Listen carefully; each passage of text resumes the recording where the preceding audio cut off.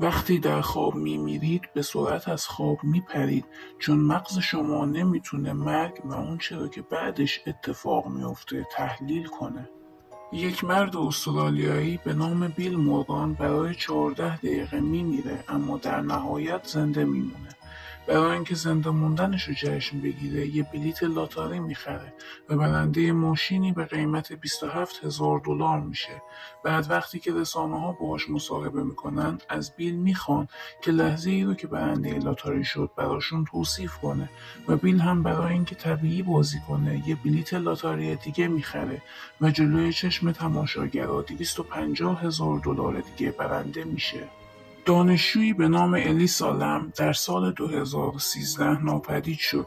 در نهایت بدن بیجانش در مخزن آب هتلی در لس آنجلس کشف شد. اما دوربین‌های مداربسته هتل آخرین لحظات زندگی الیسا رو در حالی ضبط کردند که در حالی که با خودش حرف میزد و انگار داشت از کسی پنهان میشد وارد آسانسور میشه. هنوز هیچکس نمیدونه اون روز چه اتفاقی برای الیسا افتاد.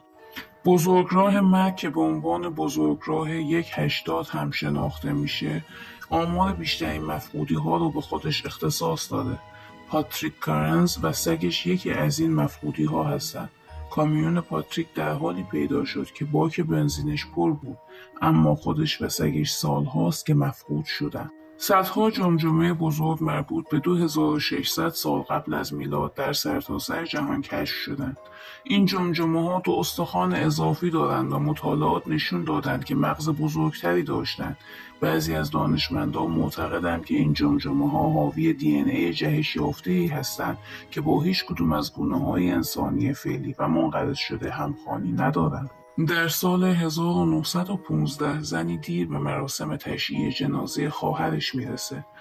پس خواهش میکنه تا تابوت خواهرش باز بشه تا اون بتونه چهره خواهرش رو برای آخرین بار ببینه. وقتی که تابوت باز میشه خواهرش که اسی دامبر نام داشت میشینه و بهش لبخند میزنه. اون 47 سال دیگه بعد از این ماجرا زندگی میکنه. در سال 1978 خلبانی به نام فردریک ولنتیچ و هواپیماش با یک سفینه مواجه شدند و برای همیشه ناپدید شدند. اون در آخرین ارتباطش با زمین گفت اوه ملبورن، این هواپیمای عجیب و غریب دوباره اومده بالای سرم. اون داره بالای سرم پرواز میکنه و اصلا شبیه یه هواپیما نیست.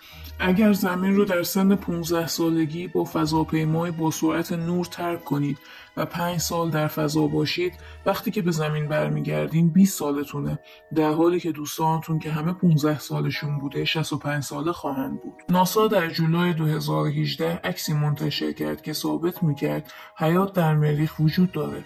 عکس موجودات عنکبوت مانندی رو نشون میداد که روی سطح مریخ میخزیدند. این عکس تا 13 می 2018 از دسترس عموم پنهون نگه داشته شده بود، اما سوال اینه که ناسا دیگه چی رو از ما پنهون میکنه؟ اعتقاد بر اینه که جنگل‌های هویاباکیو در ترانسیلوانیا تسخیر شده ترین جنگل‌های زمین هستند. صدها نفر از کسانی که از این جنگل دیدن کردن میگن که به انواع سوختگی‌ها، جوش‌ها، حالت تهوع، میگرن، احساسات عجیب غریب و از دست رفتن حافظه مبتلا شدن. شما با نگاه کردن به ساعت میتونین بفهمین که بیدارین یا دارین خواب میبینین، چون ساعت هیچ وقت در خوابتون ظاهر نمیشه.